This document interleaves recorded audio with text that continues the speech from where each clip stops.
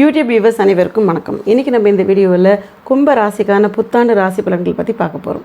புத்தாண்டு அப்படின்னு பார்த்திங்கன்னா 2025 வருடம் ஆரம்பிக்கும் பொழுதே பல நல்ல மாற்றங்களோடு தான் ஆரம்பிக்குது.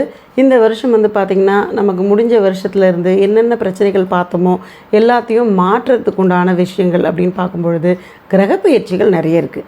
சனி பயிற்சி, குரு பயிற்சி, ராகு கேது பயிற்சின்னு பெரிய பெரிய கிரக பயிற்சிகளும் இந்த வருஷத்தில் இருக்கிறதுனால இது நாள் வரைக்கும் அது மந்த நிலையில் இருந்த தொழிலாக இருக்கட்டும், உடல் ஆரோக்கியமாக இருக்கட்டும், எல்லா விஷயமுமே ப்ளஸ் பாயிண்ட்டாக மாறுறதுக்கு உண்டான ஒரு பாசிட்டிவாக கண்டிப்பான முறையில் கொடுக்கத்தான் போகுது. அதாவது சனி பார்த்திங்கன்னா ஜென்ம சனியாக போய்கிட்டு இருக்கு இல்லையா, அதுவே பெரிய தாக்கத்தை கொடுத்துக்கிட்டே இருக்கும். செய்யாத தப்புக்கு நம்ம கெட்ட பேர் வாங்குறது, அடுத்தவங்களுடைய பிரச்சனையை தலையில் போட்டுக்கிட்டு அதுக்காக ஸ்ட்ரெஸ் ஆகிறது, தேவையில்லாத நிறைய விஷயங்களை நம்ம நல்லதுன்னு நினச்சி செஞ்ச எல்லாமே கெட்டதாக முடிஞ்சது, இந்த மாதிரி விஷயங்களை தான் அதிகமாக மாட்டியிருப்பாங்க. பணம் பார்த்திங்கன்னா கையில் வந்துக்கிட்டே இருக்கும். அது வந்த வேகத்தில் அது எப்படி கலைஞ்சி போச்சுன்னே தெரியாது. மேகம் கலையிற வேகத்தை விட ஸ்பீடாக கலைஞ்சிது அப்படின்னு சொல்லலாம். ஸோ பணத்தை சேர்த்து வைக்கவே முடியாத ஒரு சூழ்நிலை அப்படின்லாம். இது பார்த்திங்கன்னா கடனை அதிகமாக வாங்கி அதை கொடுக்கறதுக்காக போராடுறது, இந்த மாதிரி பல விஷயங்களை சந்தித்த கும்பராசிக்காரர்களுக்கு இந்த 2025 ஒரு வரப்பிரசாதம் அப்படின்னு சொல்லலாம். இப்போ பலன்கள் பற்றி பார்த்துடலாம். 2025 கிரக சூழ்நிலைகள், அதாவது அந்த நியூ இயர் அன்றைக்கே எப்படி இருக்குது கிரக சூழ்நிலைகள் அப்படின்னு பார்த்தீங்கன்னா, உங்களுடைய ராசி அப்படின்னு பார்க்கும்போது சுயஸ்தானத்தில் சனி மற்றும் சுக்கிரன் அமர்ந்திருக்கு. இதுவே உங்களுக்கு பார்த்திங்கன்னா ஒரு நல்ல காம்போ அப்படின்னு சொல்லலாம். சனி சுக்கிரனுடைய அமர்வே ஒரு நல்ல ஒரு பாசிட்டிவான ஒரு விஷயத்தை கொடுக்குது அப்படின்லாம். ராசியில் சுக்கிரனோடு ஆரம்பிக்கிறீங்க. இந்த வருஷம் முழுக்கவே உங்களுக்கு பணமழை அப்படின்றதுல எந்த மாற்றமுமே கிடையாது. சனி பார்த்திங்கன்னா ஜென்ம சனி அப்படின்ற காரணத்தினால தான் பலவிதமான பிரச்சனைகளை உங்கள் தலையில் போட்டுக்கிட்டே இருந்தீங்க. குடும்பத்துலேயும் பார்த்திங்கன்னா நம்ம ஒரு விஷயம் நினைப்போம், அதுக்கு யாருமே சப்போர்ட் பண்ணவே மாட்டாங்க அப்படின்னு சொல்லுவோம் இல்லையா, அந்த மாதிரியான ஒரு சூழ்நிலை தான். நீங்கள் கூட்டத்தோடு இருந்தாலும் தனி மனுஷனாக தான் இருப்பீங்க. அது பெண்ணாக இருந்தாலும் சரி, ஆணாக இருந்தாலும் சரி. 50 பேருக்கு நடுவில் உட்காந்தாலும் தனியான ஒரு ஆள், அதாவது வித்தவுட் சப்போர்ட்டில் உட்காண்டிருக்கோம் அப்படின்னு சொல்லுவோம் இல்லையா, அந்த மாதிரி ஒரு நபர்களாக தான் நீங்கள் இருக்கிறீங்க. ஸோ இது பார்த்திங்கன்னா உங்கள் ஆழ் மனசில் எப்பேற்பட்ட தாக்கங்கள் கொடுத்துருக்கோம் அப்படின்னு பார்த்திங்கன்னா இந்த வருஷம் தான் அதுக்கு பதில் கிடைக்க போகுது. ரொம்பலாம் போட்டு ஸ்ட்ரெஸ் ஆக வேண்டிய அவசியம் கிடையாது. சுக்கிரன் ராசியில் இருக்கிறதுனால எந்த பிரச்சனையாக இருந்தாலும் தினசரி நமக்கு கிடைக்க வேண்டிய அந்த கடமைகள், நம்ம செய்ய வேண்டிய பண ரீதியான விஷயங்கள் எல்லாத்தையுமே அந்த கடமைகள்லாம் கரெக்டாக நடந்துக்கிட்டு இருக்கும். அதாவது மாத சம்பளம் வாங்குறவங்களா இருப்பீங்க. அதோட நம்ம மாதத்துக்கு என்ன செய்யணுமோ அதெல்லாம் கரெக்டாக செய்வோம். பெரிய பிரச்சனைகளை முடிவுக்கு கொண்டு வரலாம் அப்படின்னு பிளான் பண்ணால் அதுக்கு தான் தடைகள் அப்படின்னு சொல்லலாம். சிலருக்கு வேலை போயிட்டு வேலை கிடைக்கிறதுக்கு ஒரு சிரமமாக இருக்கிறதுக்கு உண்டான தன்மையும் இருக்குது. நிறைய பேருக்கு இந்த ஜென்மசனி போகிற காலகட்டத்தில் வேலையை விட்டு எடுத்துருவாங்களா, வேலையில் ஏதாவது பிரச்சனை வந்துருமான்னு அந்த வேலையை பற்றி யோசிக்கிற விஷயமே ரொம்ப ஜாஸ்தியாக போய்கிட்டே இருக்கும். ஸோ வேலையை பற்றிலாம் மறந்துடுங்க. வேலையில் நீங்கள் கண்ணும் கருத்துமாக இருக்கணும், வேலை மேலே ஒரு பக்தி வரணுன்றதுனால தான் இந்த மாதிரியான தாட்ஸ் உங்களுக்கு வருது. எப்பயுமே 7.5 சனி காலகட்டங்களில் தொழில் அல்லது வேலை இந்த 2 விஷயங்களில் சில தாக்கங்களை ஏற்படுத்திக்கிட்டே இருக்கும். உங்களை தூக்கிடுவோம் அப்படின்னு யாரோ மனசுக்குள்ளே உட்காந்து சொல்லிக்கிட்டே இருப்பாங்க பார்த்தீங்களா, அந்த மாதிரியான ஒரு சூழ்நிலையில் தான் நம்ம இருப்போம். அதாவது தொழிலில் சில முடக்கங்கள் வந்துக்கிட்டே இருக்கும் இல்லையா. சொந்தமாக நம்ம யாருக்கும் தலைவணங்காத வேலை செஞ்சாலும் கூட நமக்கு அதுக்குன்னு ஒரு சிலர் இருந்தால் தானே அந்த தொழிலும் முன்னேற்றம் அடையும். ஸோ அந்த யாரால் நமக்கு நன்மை நடக்குதோ அவங்களுக்கு ஒரு லாக் ஒன்று போட்டு வைக்கும். ஸோ நமக்கு தொழில் முடக்கம் நடக்கிறதுக்கு என்னெல்லாம் நடக்கணுமோ அதெல்லாம் நடந்துக்கிட்டே இருக்கும். நீங்கள் நிதானமாக இருந்துக்கோங்க. இப்போ சனி மாறப்போகிற ஒரு சூழ்நிலையில் இருக்குது. அதாவது மார்ச் 29 சனி பயிற்சி நடக்குது இல்லையா, இப்போ அது மூமெண்ட்ஸில் இருக்குது. அதனால் உங்களுக்கு இந்த தாக்கங்கள்லாம் இப்போவே குறைய ஆரம்பிச்சிட்ருக்கும். அதோட வைப்ரேஷன் உங்களுக்கு தெரியவே ஆரம்பிச்சிருக்கும். ஸோ இப்போ பார்த்திங்கன்னா உங்களுக்கு சனியோட தாக்கம் குறைய ஆரம்பித்து உங்களோட அந்த பாத சனிக்கு போயிடுது. ஜென்ம சனியிலேருந்து பாத சனிக்கு போகுது. 7.5 சனியில் பட்ட பாடிலேருந்து இப்போ தான் விமோச்சனம் அப்படின்னு சொல்கிற மாதிரியா உங்களுக்கு மூன்றாவது பாகம்னு சொல்லுவோம் இல்லையா. ஃபஸ்ட்டு 2, 2வது 2, 3வது 2, அதை தான் நம்ம பாத சனி அப்படின்னு சொல்லுவோம்.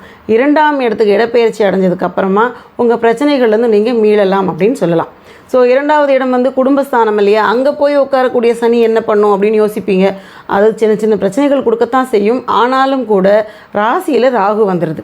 ஸோ பண ரீதியான விஷயங்களுக்கு நமக்கு சுக்கிரன், ராகு, சனி இந்த 3 காம்பாவும் திரும்ப திரும்ப சந்திக்கக்கூடிய ஒரு கிரக அமைப்புகள் வந்துக்கிட்டே இருக்கும். பணம் வரும் அப்படின்றதுல எந்த மாற்றமுமே கிடையாது. பணம் வந்துக்கிட்டே இருக்கும். அதை நீங்கள் கையாளுறது தான் ரொம்ப உஷாராக கையாளணும். ரொம்ப நிதானமாக ஹேண்டில் பண்ணுங்கள். வேகமாக நீங்கள் ஒரு முடிவுகள் எடுத்திங்கன்னா பல பிரச்சனைகளை மாட்டிப்பீங்க. இந்த ஒரு விஷயத்தை நீங்கள் ஃபாலோ பண்ணாலே போதுமானது. ராகு பார்த்திங்கன்னா உங்களுக்கு 2ஆம் வீட்டில் இருந்து பெயர்ச்சி அடைஞ்சு ரிவர்ஸில் ராசியில் உட்காந்ததுக்கப்புறமா நீங்கள் ஒரு விஷயத்தை செய்யும் பொழுதும் ரொம்ப ஈஸியாக செய்யலாம். இது நாள் வரைக்கும் எதாவது செய்யணும்னா நம்ம ஒரு விஷயத்தை பிளான் பண்ணணும், அதை ஆரம்பிக்கணும், ஒரு மாதம் இழுத்துக்கிட்டே போகும். அதான் எல்லாருக்கும் மறுநாளே நடக்கணும், நமக்கு மட்டும் ஒரு மாதம் இழுத்துக்கிட்டே போகும் இல்லையா? அந்த மாதிரி சூழ்நிலையெல்லாம் கிடையாது. ராகு வந்ததுக்கப்புறமா இன்றைக்கி நினச்சோன்னா இன்றைக்கி சாயந்தரத்துக்குள்ளே அந்த விஷயத்தை பண்ணிவிடுவோம். அந்தளவுக்கு வேகம் பிடிக்கக்கூடிய ஒரு சூழ்நிலை அப்படின்னு சொல்லலாம். அடுத்து 4ஆம் வீடு.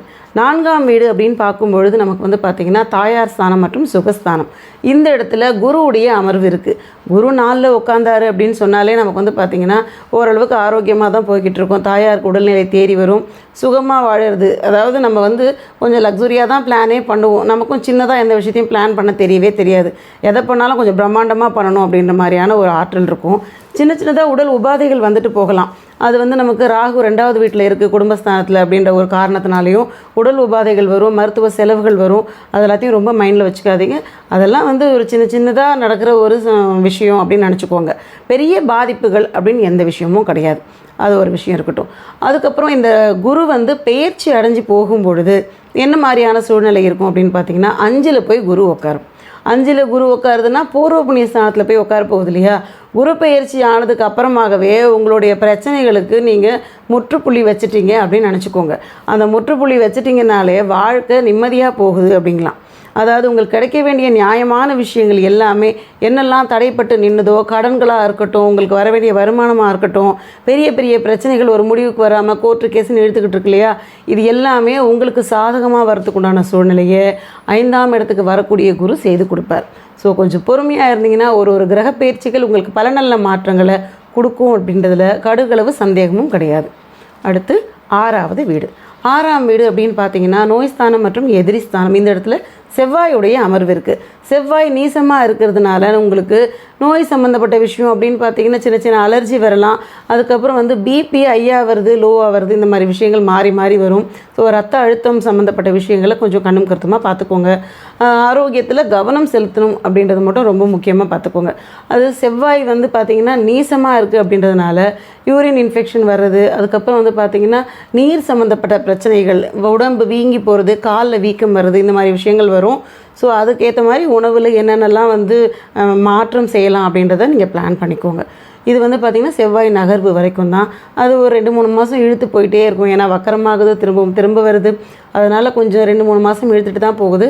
கொஞ்சம் நிதானமாக இருந்தீங்கன்னா செவ்வாய் நகர்வுக்கு அப்புறமா ஆரோக்கியம் நல்லபடியாக மேம்பட்டு வரும். அடுத்து வந்து நோய் ஸ்தானம், எதிரி ஸ்தானம் அப்படின்னு சொன்னேன் இல்லையா? எதிரி ஸ்தானம் அப்படின்னும்போது செவ்வாய் அங்கே அமர்ந்திருக்குன்னா நம்மளோட வயசில் குறைவாக இருக்கிறவங்க நம்மக்கிட்ட வந்துட்டு கொஞ்சம் சுருக்காக பேசுறதுக்குண்டான வாய்ப்புகள் இருக்குது. யாராவது ஆர்குமெண்ட்டுன்னு வராங்கன்னு வச்சுக்கோங்களேன், உடனே அந்த இடத்துலேருந்து நழுவிடுங்க. கும்பராசிக்காரர்கள் சொல்லவே வேண்டாம். பிரச்சனைன்னு வந்ததுன்னா சிரித்த மாதிரியே வந்துடுவாங்க, சவுண்டு கொடுத்த மாதிரியே பின்னாடி போயிட்டே இருப்பாங்க. ஸோ இந்த மாதிரி உஷார் தன்மையெல்லாம் நிறைய இருக்கக்கூடிய நபர்கள் தான். அதையே நீங்கள் ஃபாலோ பண்ணுங்கள். பிரச்சனையிலையோ பெரிய பெரிய கான்வர்சேஷன்லையோ தலையிட்டுக்காதீங்க. இதை பண்ணால் போதுமானது. 8, அதாவது 8ஆம் வீடு அப்படின்னு பார்த்தீங்கன்னா நமக்கு ஆயுள் ஸ்தானம். இந்த இடத்துல கேதுவுடைய அமர்வு வந்தது. கேது 8ல் வந்த நாளில் இருந்து பார்த்திங்கன்னா நமக்கு ஏதாவது ஒரு விஷயம் மருத்துவம் சம்மந்தப்பட்ட விஷயத்துக்காகவே செலவுகள் அதிகமாக செஞ்சுக்கிட்டே இருந்திருப்போம். என்ன காரணமோ தெரியாது, உடம்புல அடிப்படுறதா இருக்கட்டும், திடீர்னு நமக்கு ஏதோ ஒரு ஆரோக்கிய குறைபாடுகள் வந்துக்கிட்டே இருக்கும். பெரிய செலவுகள் எதில் செஞ்சோன்னு நீங்கள் கேது உட்காந்ததுலேருந்து கணக்கு போட்டு பார்த்தீங்கன்னா உங்களுடைய ஆரோக்கியத்துக்காக தான் நீங்கள் செஞ்சுருப்பீங்க. ஸோ அந்த விஷயம் எல்லாத்தையுமே மாற்றக்கூடிய தன்மை அப்படின்னு பார்த்தீங்கன்னா கேதுவுடைய நகர்வில் நடக்கும். கேது நகர்ந்து 7ஆம் வீட்டுக்கு வந்து உட்காரும். 7ஆம் வீட்டுக்கு வர கேது அப்படின்னு பார்த்தீங்கன்னா ஆரோக்கியத்தில் மேம்பாடெல்லாம் செஞ்சிடும். அது 7ல் வருதுன்னா ரொம்ப உஷாராக இருக்க வேண்டிய இன்னொரு விஷயம் என்னென்னு பார்த்தீங்கன்னா வாழ்க்கை துணையோட சிரிச்ச மாதிரி முகத்தை வச்சுக்கிட்டு வாழ்க்கையை ஓட்டணும். ஏன்னா அடிக்கடி விவாதங்களை வரத்துக்குண்டான ஒரு சூழ்நிலையை ஏற்படுத்தி விட்டுரும். கேது வந்து பார்த்திங்கன்னா முகத்தை உம்முன்னு வச்சுக்கிட்டே ஒன்று இருப்பாங்க பார்த்திங்களா சிலர், அந்த மாதிரியான ஒரு சூழ்நிலைக்கு நீங்கள் தள்ளப்படுவீங்க. ஸோ காரகத்துவத்தை சுருக்க வைக்கக்கூடியது அப்படின்றது கேது. ஸோ 7ஆம் இடத்துல கேது வந்ததுன்னா பார்ட்னர்ஷிப்பை வச்சு தொழில் செய்யக்கூடியவங்களுக்கும் சின்ன சின்ன முடக்கங்கள் வரலாம். அதே மாதிரி கணவன் மனைவி ஒற்றுமையில் வந்து சின்ன சின்ன கருத்து முரண்பாடுகள் வரலாம். அதனால் அதிகபட்ச கான்வர்சேஷன் வச்சுக்காதீங்க. ஒரு சண்டை வர்ற மாதிரி சூழ்நிலை இருக்குன்னா அந்த ஏரியாவை விட்டு நகர்ந்து போயிருங்க. இப்படியே உங்களை நீங்கள் பாதுகாப்பாக வச்சுக்கிட்டிங்கன்னா கேது இல்லை ராகு வந்தாலுமே நம்மளை ஒன்றுமே பண்ண முடியாது. உஷாராக இருந்தீங்கன்னா இந்த பாம்பு குணம் கொண்ட ராகு கேது நம்மளை ஒன்றுமே பண்ண முடியாது. அதுக்கு அவ்வளோ பெரிய அறிவெல்லாம் கிடையாது. நம்ம ரொம்ப அழகாக யோசித்து நகர்ந்து போயிடலாம். இதை மட்டும் ஃபாலோ பண்ணுங்கள். அடுத்து 10ஆம் வீடு. 10ஆம் வீடு வந்து பார்த்திங்கன்னா ஜீவனஸ்தானம் மற்றும் தொழில் ஸ்தானம் அப்படின்னு சொல்லுவோம். இந்த இடத்துல புதனுடைய அமர்வு இருக்குது. நமக்கு பாருங்கள், ஆரம்பத்திலேயே சுக்கிரன் வந்து ராசியில் உட்காந்துருக்கு, 10ல் வந்து புதன் உட்காந்துருக்கு.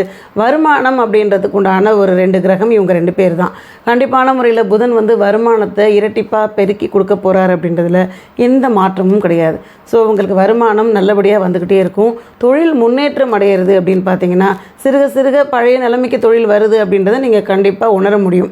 ஸோ குழந்தைகளால் வந்து பாராட்டுகள் வரதுக்கு உண்டான வாய்ப்பு, மாணவர்களுக்கு நல்ல படிப்பு ஆர்வம், அவங்க வந்து பார்த்திங்கன்னா புதுசாக வேலை தேடுறவங்களுக்கு நல்ல வேலை கிடைக்கிறது, நல்ல நல்ல உத்தியோகத்துக்கு போய் பெரிய சம்பளத்தில் உட்காரணும்னு ஆசைப்பட்டவங்களுக்குலாம் கண்டிப்பாக கிடைக்கும். அதே மாதிரி வந்து பார்த்திங்கன்னா அரசு தொடர்பு ஏற்படுறதுக்கு உண்டான வாய்ப்பும் கண்டிப்பான முறையில் உண்டு. அடுத்து 11ஆம் வீடு. 11ஆம் வீடு லாபஸ்தானம்.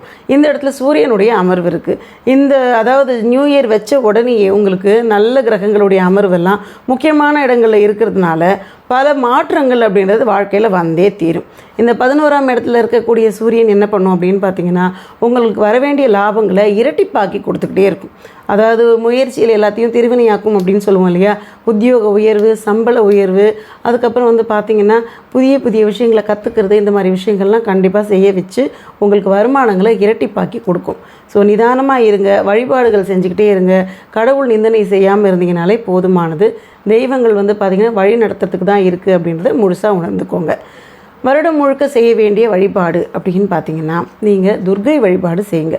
அதாவது செவ்வாய்க்கிழமைகளையோ இல்லைனா வெள்ளிக்கிழமைகளையோ துர்க்கைக்கான ஒரு சின்ன 2 விளக்கு ஏற்றிட்டு நீங்கள் வழிபாடு பண்ணிட்டு வந்தால் போதும். அப்படி இல்லை கோவிலுக்கு போகிறதுக்கு நேரம் இல்லை அப்படின்னீங்கன்னா வீட்லேயே துர்க்கையை நினச்சி 2 விளக்கு ஏற்றுங்க. ஒரு 2 நிமிஷம் நில்லுங்க. அது நீங்கள் மனசார கும்பிட்டிங்கனாலே போதுமான ஒரு விஷயம்.